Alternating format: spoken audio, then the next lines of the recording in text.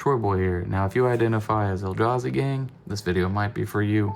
So what I'll do is I will go over the deck. I'll talk about it a little bit. So maybe those of you that might be a little bit newer to Commander, or even just have thought about, hey, I'm gonna make big boy Zhulodok over here, and you just want to look at a couple of deck ideas. This is how I build mine. Hopefully this will be a little bit better quality than what I did in my initial video. Not much has changed, just very minor updates, some bling, couple card changes. Not too much on that, but we'll get right into it. All right, for Commander, we have Zhulodok Void Gorger, and this is going to be the foil etch that comes with it, which I will talk more with that one. Put this one back in my deck box. I play with this one. If you're able to get the precon, definitely try to snag it. Pretty much that's what this deck completely is, outside of like the upgrades I've done to it. And even if you did upgrades, you don't need to do a lot. But anyways, Zhulodok Void Gorger, color spells you cast from your hand with mana value 7 or greater have Cascade. That's the big thing. What does Cascade do? When you cast one, so one that meets this criteria of 7, exile cards from the top of your library until you exile a non-land card that costs less. You may cast it without paying its mana cost. Put the exile cards on the bottom of your library in a random order, then do it again. So obviously the Cascade sets the whole tone for this. It is going to be a total of 6 mana cost, requiring at least one non-specific, which isn't a problem. And it is 7/4, so it has a little bit of a beef to it. And you know, compared to somewhere in your my creatures, you used to run Cause of Great Distortion, which was great, but pretty chunky to get to him. And if not, maybe you did Morpheon, the Boundless. I think that was the name. And that allowed you to have multiple colors, because like outside of that, before Commander Masters here that introduced Zhulodok, it colorless stuff was pretty rough and pretty limited. So this obviously kind of changed it, but you're starting to kind of see the whole tone. We are trying to ramp as quick as we can, get to him as quick as we can, and get big stuff out as quick as we can. So we're basically a ramp deck.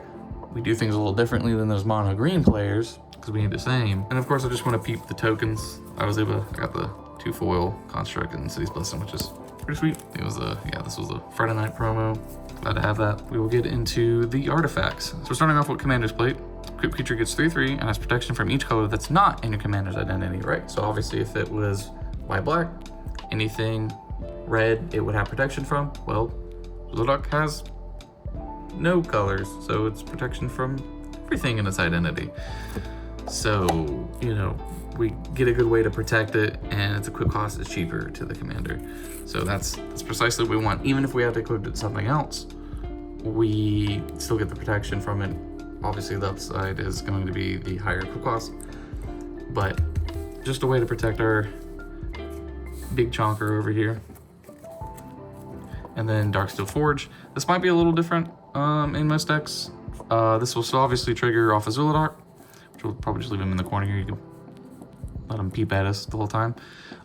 There's kind of a pseudo backup plan with artifacts, but it will protect things like you'll see in our Forsaken Monument and stuff like that. All right, Dreamstone Hedron, which I have Ripple Foil. Just crazy, it was like nothing. But it is kind of a ramp for 6. It's a little costly, but it does have draw. Draw is always very important in Commander. Darksteel Monolith, of course, it has it indestructible. Still triggers Zhulodok. Once each turn, you may pay 0 rather than the mana cost for color spells you cast from your hand. So this is definitely synergy and came with the deck, so just mad value in itself. So Forsaken Monument, colors creature control get +2/+2, so kind of beefs our stuff up. So it gives us a better chance to more fuel to beat people down. If someone has, like, let's say Grasp of Darkness, they could kill my Zhulodok right now. If I had this on the field, technically they can't. Granted, there's other removal spells, but point still stands. Mainly, this is going to let us ramp for the additional colorless mana it gives us. And then whenever you cast a color spell, you gain 2 life. Life is an important resource, and a lot of people tend to overlook it. Hedron Archive, so another ramp. Add 2, sacrifice it, a draw for 4. So here's Lightning Greaves. Creature has Haste and Shroud, equip 0. Just another item we can use to cheaply and quickly get him protected. And again, any other items or other creatures. And then Mind Stone. So again, another mana rock with the upside of draw. Portal Phyrexia, again, triggers off of Zhulodok. When Portal Phyrexia enters the battlefield, each opponent sacrifices 3 creatures. So basically another board wipe, kind of a board wipe for me. And at the beginning of your upkeep, put target creature card from graveyard onto the battlefield under your control. It's a Phyrexia in addition to others types. So maybe I need to grab, I want something that they have, or I can get something for mine back. So pretty valuable there. Of course, Soul Ring, don't have to say much about that. Snowspeaker's Crystal, another mana rock. Obviously we know this is gonna be pretty ramp heavy deck. And then I can sacrifice and exile any number of target player's graveyard to draw a card. So this is just my graveyard hate with a draw, which is nice. And then of course my only game changer in this deck, the One Ring. Absolutely love the One Ring. Obviously it's indestructible, but gives me protection. Maybe I could play it, and so I know someone's about to pop off next turn. This can give me a way to obviously stay alive. And then of course it is draw. But if, you know, for those of you that probably haven't heard of the One Ring, which is crazy if you haven't, put a burden counter on the One Ring, then draw a card for each burden counter, but you lose 1 life for each burden counter on the One Ring during your upkeep. So again, why life is even more of an important resource in this deck. Thought Vessel, another mana rock, with the upside of having no maximum hand size, which is nice. Thron Dynamo, another mana rock. Urza's Incubator, because this is a Eldrazi Kindred deck. You know, we want to make all our Eldrazi stuff cheap, which is not going to affect the mana value because it's checking for this. What is the converted mana cost for the spell? Urza's Incubator, very needed in this deck. Arguably kind of acts like the ramp, making things cheap. And then Worn Power Stone, another mana rock for 3. It does enter tap. It's more or less the artifacts. A lot of it's just mana rocks. Draw, some protection, really just mana, some, you know, funky stuff got going on here. And then obviously and the Hedron Arc, the Darksteel Forge, more or less also keeps it, you know, if someone like farewells it, whatever, gets exiled, but unless they have stuff to destroy all artifacts, at least we're trying to keep most of our artifacts on the board. We definitely don't want to lose our mana rocks. Now, I only run 2 enchantments. One of them is just kind of, I just want it for the kind of thematic part of the deck, but I have Eldrazi Conscription. Enchant creature gets +10/+10. Oh, the really bad glare. And has Trample and Annihilator too. So it's just like buff it up and just threat, a pretty decent threat already on board. And of course I have to have it. Now, it's a Kindred enchantment, so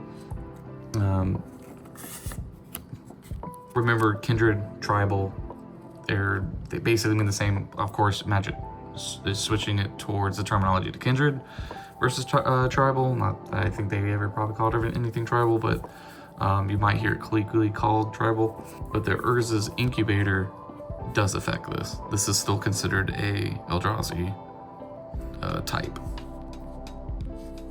So, just as you can see over here, Legendary Creature Super type, it is an Eldrazi. So, Kindred enchantment, Eldrazi. Urza's Incubator's on the field, it's cheaper. And then the other one is Echoes of Eternity. This is essentially going to be our double seasoning for triggers. Obviously, it's 6. If a triggered ability of a color spell you control or another color's permanent you control triggers, that ability triggers an additional time. So now we can cascade, cascade, cascade, and cascade. What will happen is we get into a have like Ulamog, so cast effects also can get triggered. I know the cast effects would copy on something like Ulamog. So there's just a bunch of duplication here.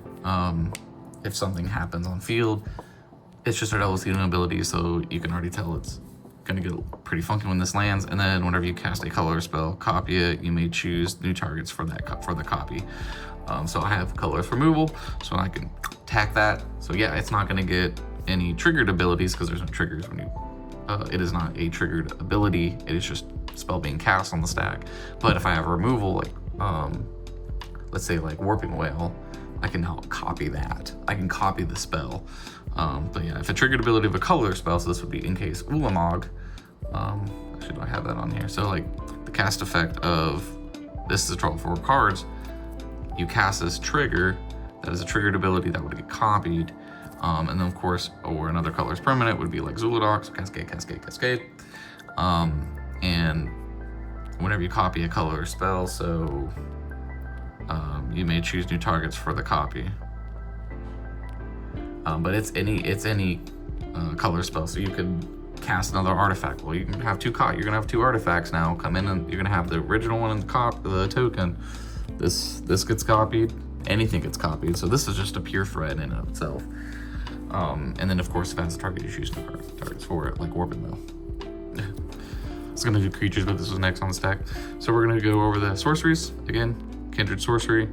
So this will be affected by Urza's Incubator. All its dust for 7, so it triggers Zhulodok. Each player sacrifices all permanents they control that are 1 or more colors.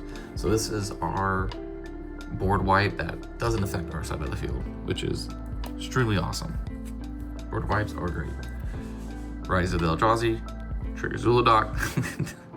Fortunately, this one doesn't get reduced by an incubator, but can't be countered, so that's awesome. You know, so if anyone's running, you'll cancel or counterspell, like generally anyone blue does. I know that I'm a blue player. Destroy target permanent, target player draws for, take an extra turn after this one, exile it. So spot removal. More than likely I draw 4 unless I can, maybe I can make someone deck out. And then I take an extra turn. Pretty stupid. Pretty stupid. Anything taking extra turns are pretty sweet, in my opinion. And then I have Introduction to Prophecy. So this is a scry 2 draw card. Just again, draw is very important.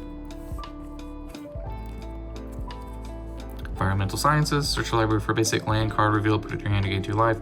So this is just it's not like, you know, I'm not running green where I can run anything to search for lands. At least this will give me a chance to grab a land, and life is an upside. Calamity of Titans, so 6. As an initial cost to cast a spell, reveal a colorless card from your hand. Obviously that's easy. Each exile each creature and planeswalker with mana value less than the revealed card's mana value. So basically another board wipe.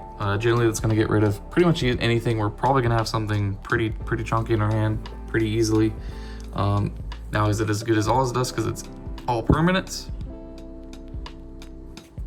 But it's still pretty good, and technically it's 1 cost less. All right, for the creatures, we have Abstruse Archaic. The deck does come with a regular one. Of course, I have a full art one. Vigilance is pretty cool, 3/4. Big thing is pay 1, copy target activated or triggered ability control from a colorless source. You may choose and trigger for the copy. So this is just similar to our Echoes of Eternity there. So you could argue I have this and this, and there's a bunch of copying nonsense. Also a backup plan in case this gets removed, vice versa. Which one we get to first, you know. Artesian of Kozilek. Love this card. It's just, you know, Eldrazi gang, bro. Whenever you cast Artesian of Kozilek, you may return target creature card from your graveyard to the battlefield. Annihilator 2. Oh yeah, Annihilator 2 is whenever this creature attacks, defending player sacrifices 2 permanents, which is pretty cool. And remember, anything over 7, Zhulodok's casting. I'm gonna probably reiterate that a lot. And this cast effect can be copied, so with Echoes of Eternity. So just grabbing creatures. Breaker of Creation. So I threw this in here because whenever you cast a colorless spell, you gain 1 life for each colorless permanent you control. Excuse me, when you cast this spell. So this was just kind of my other life gain. I was like, you know, running 1 ring can drain you pretty quick, and as well as you know, if I'm getting beat by something a little bit more aggressive. And then hexproof from each color. So it was just a nice little stick and a nice little body. Burnished Heart. Obviously, this is going to be your kind of creature land sack. creature ramp. And of course my boy Blightsteel Colossus. This is, of course it's got indestructible, but this is backup plan, maybe 2. I've got a couple backup plans because, you know, just smack them with Infect. And then, you know, obviously trigger off Zhulodok, but as well as, I actually completely forgot that Blightsteel Colossus would be put into a graveyard from anywhere, reveal Blightsteel Colossus, and shuffle it into its owner's library. So this can arguably protect me against anything very mill-based, because then it's just going to keep bouncing back. Of course, mill decks generally have, that are more dedicated mill decks, will probably have ways to target, single out these kind of anti-mill strategies here. But yeah, I got Blightsteel Colossus as pretty much just in someone and Infect, done with them. Conduit of Ruin. Conduit of Ruin is a good filter in this deck. When you cast Conduit of Ruin, you may search your library for a colorless creature card with converted mana cost 7 or greater, reveal it, then shuffle your hand. So this is going to be a good way to search something out. If you got Echoes of Eternity, you got a lot of search. It says the first creature spell you cast each turn costs 2 less, so another reduction for our big expensive cards. Endbringer. What really Endbringer's in here is for is kind of the draw, but also the pain. So untap each Endbringer during each other player's untap step, and reduce 1 damage to target creature or player. Target creature can attack or block this turn. Draw a card. So, you know, you can maybe start pinging out tokens or pinging someone. It's probably gonna be pretty annoying, but the top 2 for a draw is pretty good. Especially with me ramping, probably having a lot of mana rocks. You just tap, you know, draw, while leaving your options open. So we got Flare of Loyalties, Annihilator 2, and Trample. When you cast a spell, gain control of target creature until end of turn. On top that creature until end of turn has base power toughness 10/10 and gains Trample, Annihilator 2, and haste. So we can kind of grab something on someone's end. That might be a problem. Maybe we can sack it for something, or it's going to turn into a threat that they're going to have to probably get rid of, and we made them waste a resource on it. So pretty sweet. Just a good filter for cascading around as well. Foundry Inspector. Now this is going to be my artifact reduction. Blightsteel Colossus, Darksteel Forge, Forsaken Monument. Obviously I think that was what, 5 cost. So that's in here just to help filter that, or reduce the cost on those. That Betrays. Really like this one. Whenever an opponent sacrifices a non-token permanent, put that card on the battlefield you're on. So anything very sack heavy, maybe like Corvold or something like that, they're going to be getting rid of the creature. I'm going to be taking it. Now it's mine. So this is pretty sweet and pretty annoying. That Heralds the End. Color spells you cast with mana 7 or greater cost 1 less. Other colors you control get +1/+1. So cost reduction, creature buffing. Kozilek the Great Distortion. When you cast a spell, if you have fewer than 7 cards in hand, draw cards equal to the difference. So good sweet card draw.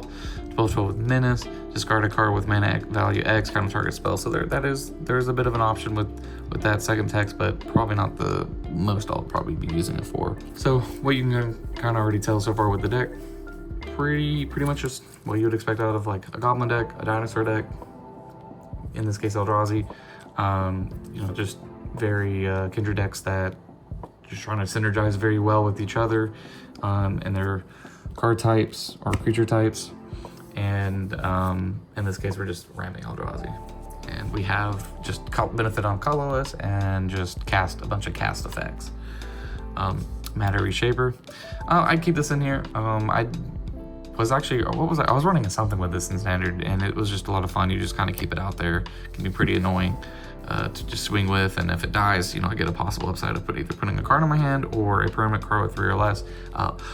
Lands count as 0, so you pop a land on. Oblivion Sower. This one's always been a really good one. When you cast a spell, target opponent exiles the top 4 cards of the library. Then you put any number of lands cards that player owns into exile the battle from exile into battlefield under control. So gives this ramp. With every other cost reduction, this could be out pretty early. It could deny them maybe lands that they need or is important to the strategy. So pretty nice ramp and disruption. Pathrazer of Ulamog. I have a promo. I had to play this. Annihilator 3 and can't be blocked except by 3 or more creatures. So just pretty annoying beater to start applying pressure. Skittering Cicada. This one's just nice because you plop it in, flash. Now my spells have flash. It's pretty sweet. And whenever you cast a colorless spell to the enter, Skittering Cicada gets trampled plus X+S, where X is that mana value. So obviously this is going to be very big very easily, but the flexibility of flash is really nice. Solemn Simulacrum. So this is just another really good ramp card, and draw is really nice if it dies. You know, 4 whites are pretty common in Commander, so this is a pretty good staple. Embercool, The Promised End. Love it. Pulled this from a pack back in the day. So it's just good value. It already gets naturally already naturally has a cost reduction due to creature card types. So we at least may not have a land always in the graveyard unless someone like strip mines and destroy something. But we'll at least probably have an instant, a sorcerer, and a creature at some point. So it's already, this is 10, and then going along with any other reduction. So this is going to be pretty sweet. When you cast Emrakul, you gain control of target opponent during the player's next turn. After that turn, the player next turn. So, you know, take control of someone, make them make stupid decisions, probably even let them kill themselves, depending on what they're doing, right? Just spell fling on yourself. Flying trample protection from instant. So that's pretty nice. Decent protection in and of itself.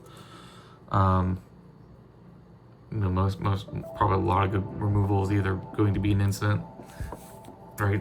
It's either going to be a sorcerer or an instant, right? I mean, yes, creatures and others will probably have something, but for the most part, it's probably going to be sorcerer and instant, right? Thought-Knot Seer, got the promo, got to play it. We'll see a layer drop. When Thought-Knot Seer enters battlefield, target opponent reviews their hand, choose an on-land card from it, exile that. When Thought-Knot Seer leaves the battlefield, target opponent draws a card. So hand disruption. Maybe someone search for something and I can stop them from doing their combo and kind of really popping off. It's pretty nice. And then obviously I love it because it says target opponent draws a card. So it's not the same person I took a card away. So this can be someone that maybe I'm not worried about.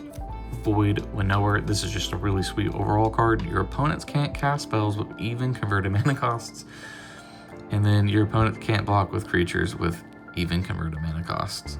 Just a really interesting card, and it's actually a pretty annoying card because you'd be surprised. A lot of things are, you know, I mean, 50% of it, either they're going to be odd or even. And I feel like more often than not, it feels like they're always even, but that's just me. Of course, I got Cosmic Butcher of Truth. You know, 10, 12, 12. When you cast it, draw 4 cards, great. Annihilator 4, awesome. And when Cosmic Butcher of Truth is put in the graveyard from anywhere, its owner shuffles their graveyard into the library. So, pretty sweet anti-mill strategy there. Somebody doesn't get singly targeted. Ulamog Infinite Gear. When you cast a spell, destroy target permanent. So in Cascading, if we have Eternity, we're copying that. Indestructible, Annihilator 4, same thing as Kozilek, put in the graveyard, so just another one of those. I got Ulamog the Defiler. Love this card. That came out in Commander Masters here. Actually, this was Modern Masters 3, Modern Horizons 3, my bad. When you cast a spell, target opponent exiles half their library rounded up. So if we're copying this, I can choose new copy. So boom, boom, boom, and now, you know, half. we basically did like a pseudo mill. Failure. Award sacrifice 2 permanents. Pretty annoying. Maybe not too crazy. But the award sacrifice 2 permanents is still pretty sweet in my books. Ooman Fire enters battlefield with a number of +1/+1 counters on equal to the greatest mana value among cards in exile. That can probably be pretty easy to get something decently high. I wouldn't be surprised if the average I would be putting counters on this could be 5 or plus. Ulamog has an either X, we're obviously based on the amount of counters. So pretty sweet, but the cast effect is everything. And while that cast effect was exiling, Ulamog Ceaseless Hunger. When you cast Ulamog, the Ceaseless Hunger, exile 2 target permanents, indestructible. But whenever it attacks, defendant player exiles the top 20 cards of his or her library. So we're exiling people's decks, and then we're still exiling people's decks. So it's pretty sweet. I had to make this choice or this cut. So originally I had Reality Smasher. Love this art. Reality Smasher has a special place in my heart. When I was doing like Orzhov Control back at the time, I was running Reality Smasher in my sideboard, 2 of them, because if I was in control, I'd just plop this in there, and 5 was not bad. Trample Haste, beat people down, and just basically this was Ward before Ward was a thing. All right, whenever Reality Smasher becomes a target of a spell, opponent controls counter that spell unless they discard a card, and it was just really annoying, especially in the mirror match with control. But I had to take it out. It's 5 cost. I love it, but just a very small beater like this isn't the most linear for this deck compared to getting bigger objects out like this, as well as not triggering my Zhulodok. So I went with Sire of 7 Deaths. This triggers Zhulodok, First Strike, Vigilance, Menace, Trample, Reach, Lifelink, and Ward, pay 7.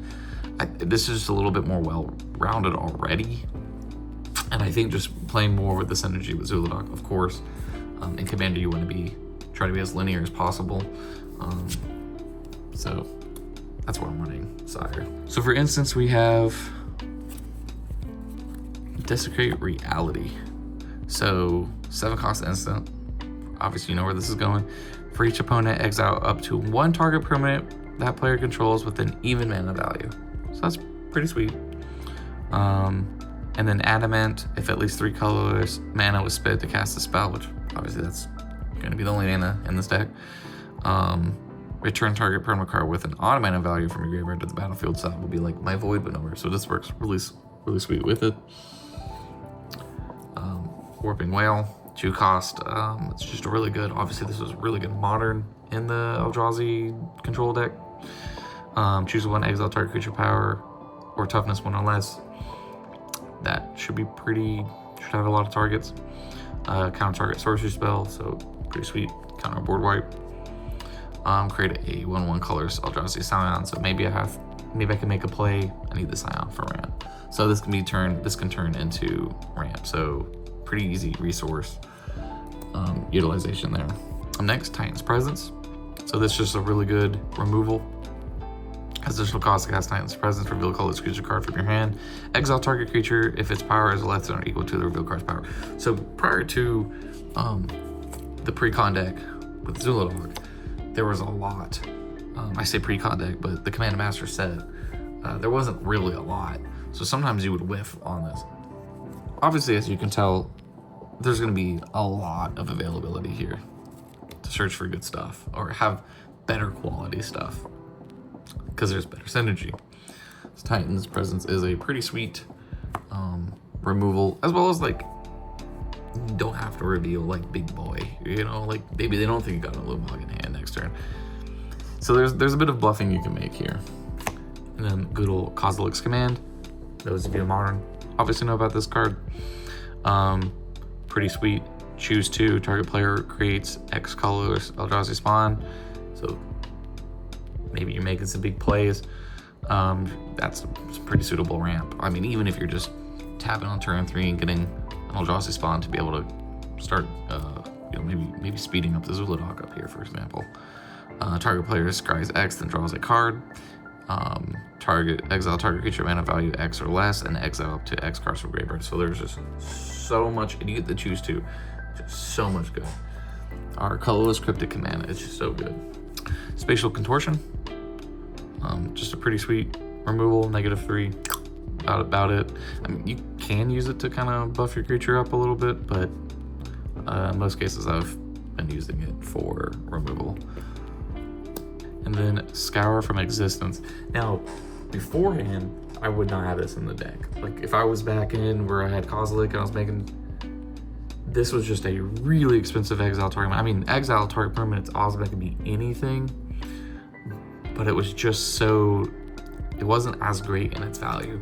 Now it syncs very well with Zhulodok. So it adds a little bit more to it. Now, it's still good in general, but it pairs really well in this deck.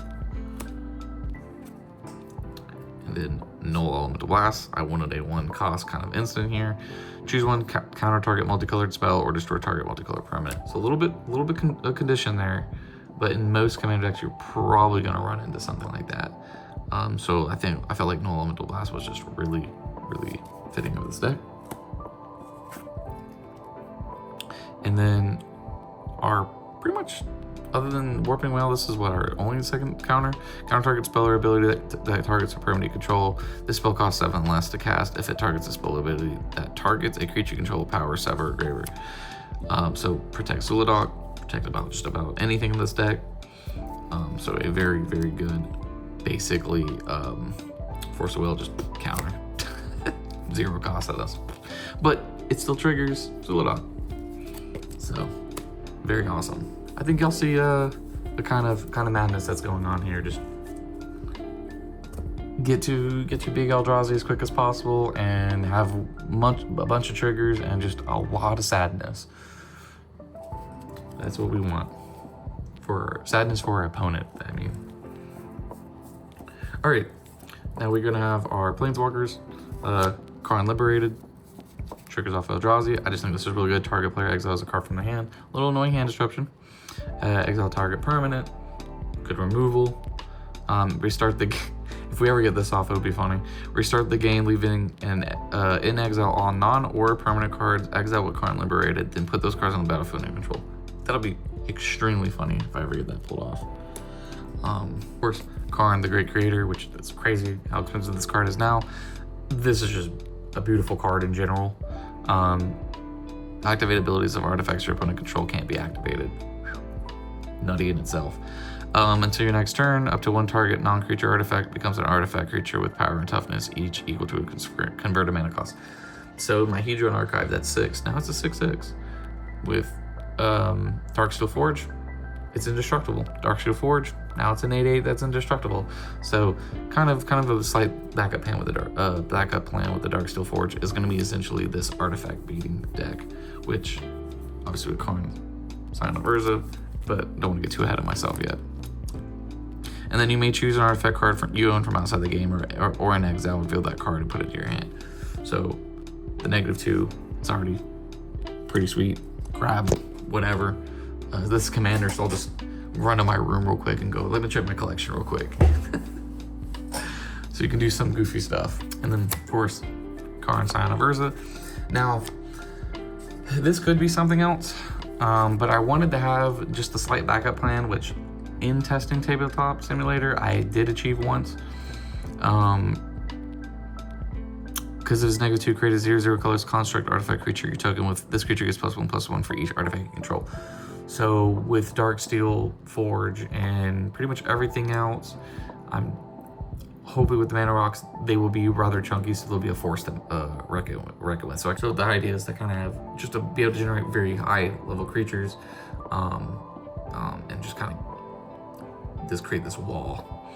But +1, reveal the top 2 cards of your library, and opponent pushes one of them, put that card into your hand. So this is essentially kind of going to be kind of a draw. Obviously the upside is they may let me get the card I don't really care about, or the less of a threat in their mind. Put a card you own with the silver counter on it from exile to your hand. So pretty much lets us get back what opponent does, assuming it lives long enough. But that's kind of the upside I'm playing, the risk I'm playing with that. And then Ugin, the Ineffable. Colorless spells you cast cost 2 less. So this is everything in the whole deck. So this is a great card with it. Exile the top card of your library face down, look at it, create a 2/2 color spirit creature token. When that token leaves the battlefield, put the exile card in your hand. So kind of a way just to kind of put him on here, and not that it dies, but when it leaves the field. So by any means, grab it back. The exile, it's mine because it left the field. Put it back in my hand, so I get to keep it. So it's a pretty good value for filtering. And then -3, destroy target permanent. That's 1 or more colors. So just a good removal stick. Removal's always very good. And obviously, my second favorite dragon, his brother, because Nicol Bolas is my number 1, is going to be Ugin. Eye of the Storm. So 7 triggers Zhulodok. When you cast that spell, exile up to 1 target permanent. That's 1 or more colors. And whenever you cast a color spell, exile up to 1 target. That's 1 or more colors. So just the static effect is immense value for just removal, copying, all types of triggers with Echoes of Eternity. Just madness. That's the plan. +2, you gain 3 life and draw a card. Life is a resource. Draw is always used. Add mana for 0. Perfect. We love mana in this deck. And then -11, search your library for any number of colors, non-land cards, exile them, then shuffle. Till the end of the turn, you may cast cards without paying their mana cost. So it's just, this is all just adding into Darksteel Monolith. It's another Darksteel Monolith. It's just trying to get max value is what we're trying to get here. And then of course, gotta have Ugin the Spirit Dragon. And just a great card in general. Ugin deals 3 damage to any target, so it's be removal for it to be a plus. Exile each non-land permanent with converted mana cost X or less. That's 1 or more colors, so another board wipe for us. And then -10, you gain 7 life, draw 7 cards, and put up 7 permanent cards from your hand on the battlefield. So while the 7 life and draw 7 is very, very good, we don't really benefit too much from 7 permanent cards from your hand onto the battlefield. Now it's up to you, so you don't have to, but lands do technically benefit under this, but we generally do more cast effects in this deck. So it's still a value, but not an insane value on that last half of that ability. But we will still take it because we can just put lands and yada yada. Now I will say I was debating, and maybe Karn can come out, but I was debating and turning the Elevator being in this deck. And I was thinking about, is it worth taking out something like Born Power Stone because it is coming untapped?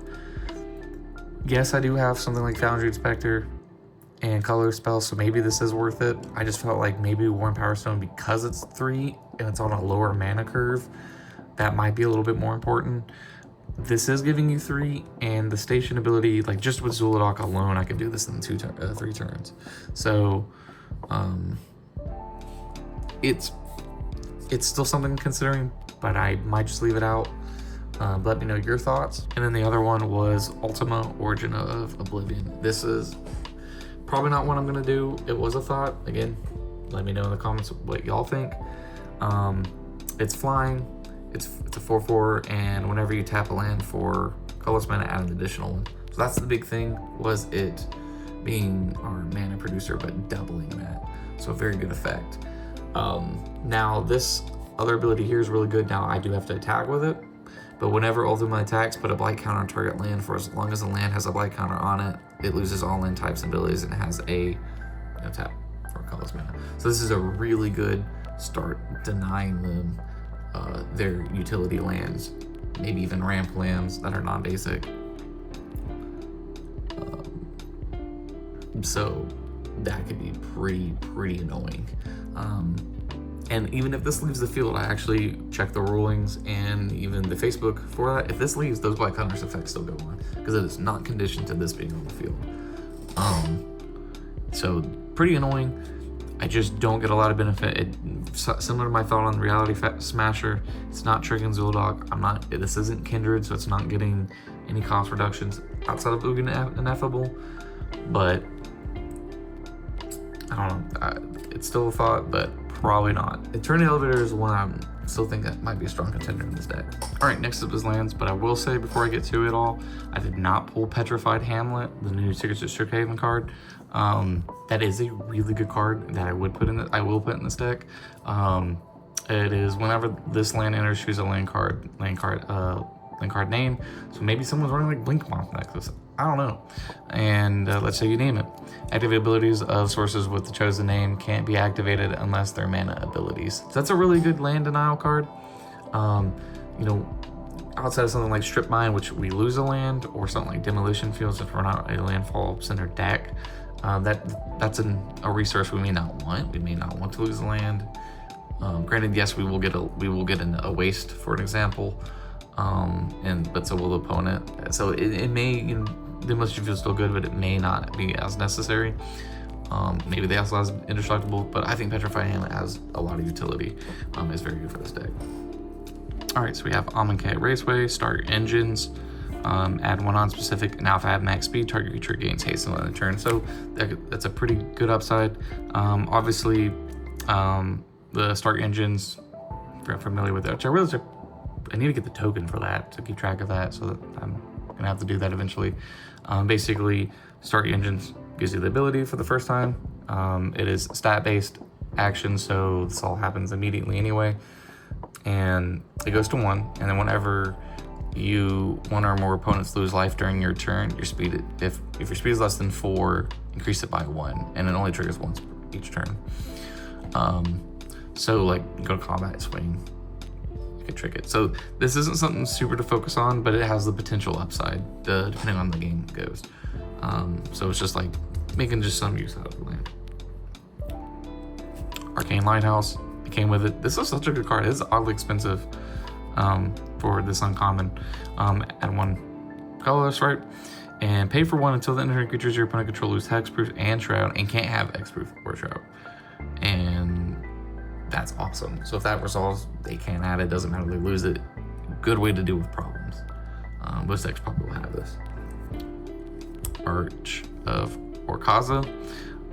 Ascend, if you control 10 or more permanents, you get the city's blessing for the rest of the game. So probably pretty easy to achieve, at least having 10 lands. Giving a lot of stuff, have indestructible and put stuff out, cascade, we should be able to get to this pretty easily.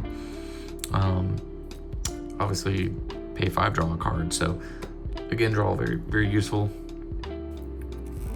Bonder's Enclave.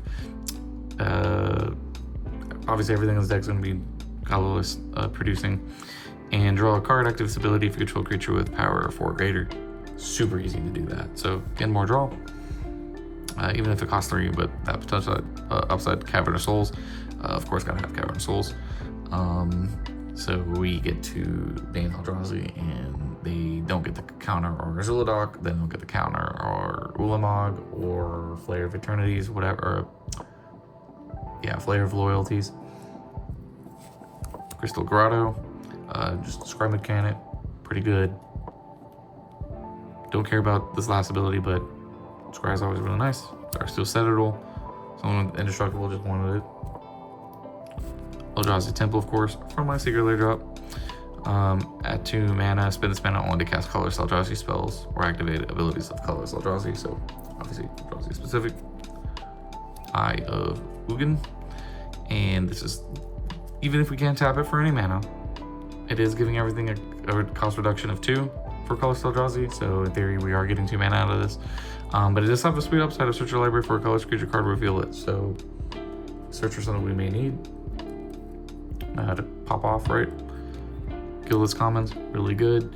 Enters tap. When Guildless Common enters the battlefield, return a land you control, add 2 non-specific. So this is kind of like, I forget all the dual color lands that come and tap and bounce something back, but you can tap for 2. Don't remember most of those lands, but y'all get it. Avenger's Fair. So because I'm gonna have a good bit of artifacts, and that was kind of the backup plan, this was kind of a good inclusion. At the beginning of your upkeep, if you control 3 or more artifacts, gain 1 life. So just a little bit of life tick. And then 4 sacrifice of Avenger's Fair to library for an artifact card, reveal it, put it into your hand. So we have a way to shuffle your library, activate only Death River. So this, maybe I need to find my Forsaken Monument, maybe some more mana rocks.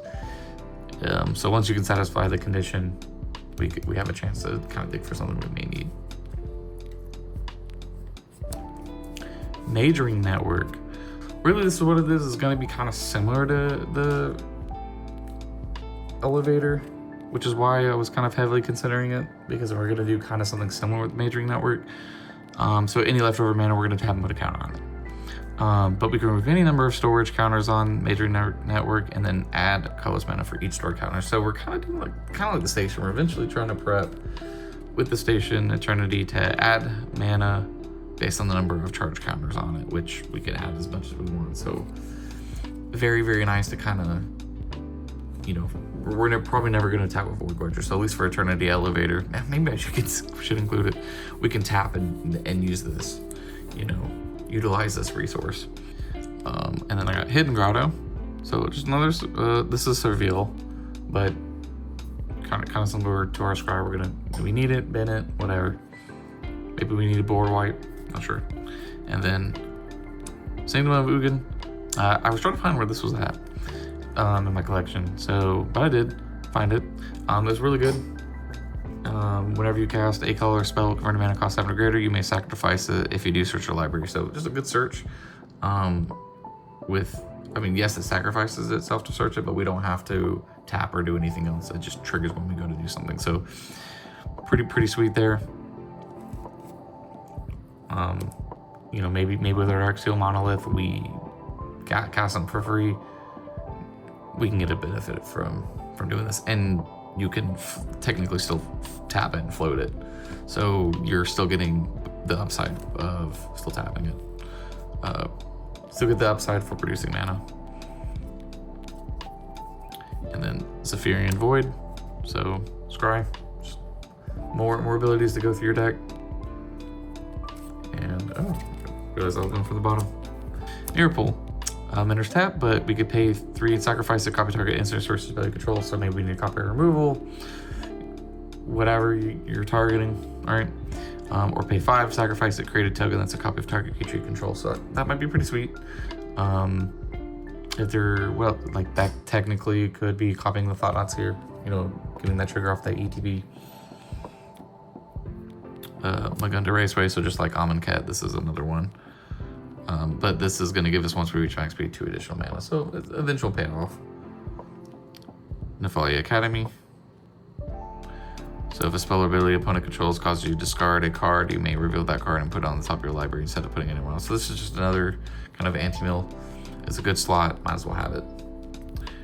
Reliquary Tower, no maximum hand size. It's a pretty sweet card. Rogue's Passage. Target creature can't be blocked, so Blightsteel Colossus, it's getting through.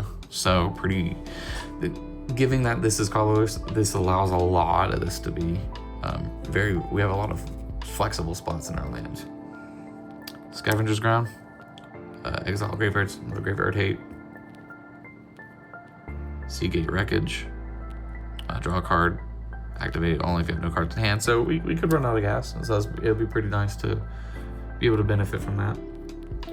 Shrine of Forsaken Gods, so just a good ramp one, spend mana only to cast color spells, activate only if you control 7 or more lands. Hopefully we get to that pretty quick. Temple of the False Gods. Now this one's same thing, but 5 or more lands instead of 7 or more. Tomb of the Spirit Dragon. So we can pay at the tap, gain 1 life for each color creature you control. So, you know, can gain some life from it. We have, of course, we're gonna have Urza's Mine, Urza's Power Plant, and then Urza's Tower. Of course, we're gonna run that. Very good for ramp. War Room. Pay life equal to the number of colors in your commander's color identity and draw a card. So obviously, we don't have any, so 0. Pay 3 to draw a card. So we don't have to worry about the negative condition of actually paying life. We just tapping 3 for a draw card. Urza's Workshop. Metalcraft. Add 1 mana for each Urza's land you control. Activate only if you control 3 or more artifacts. So hopefully we should be able to achieve the artifact with my whole backup plan I've already explained. And then we're going to ramp it. It will tap for, since it says each land, Urza land, not each other. So it's going to tap for 4 with this Metalcraft ability. We have a total of 7 waste, but 3 in this art. And then 4 in this one. That's pretty much it for the deck. I was trying to be kind of quick with explaining everything, so hopefully I didn't miss anything. Keep it pretty simple here. Basically just Eldrazi good stuff, just ramming to it, kind of having fun. I technically, because I have a Game Changer bracket 3, that's kind of where I'm keeping it. But other than that, you know, that's pretty much thoughts, feelings, hopes, and dreams on the deck. Tell me what you think about Eternity Elevator and Ultima.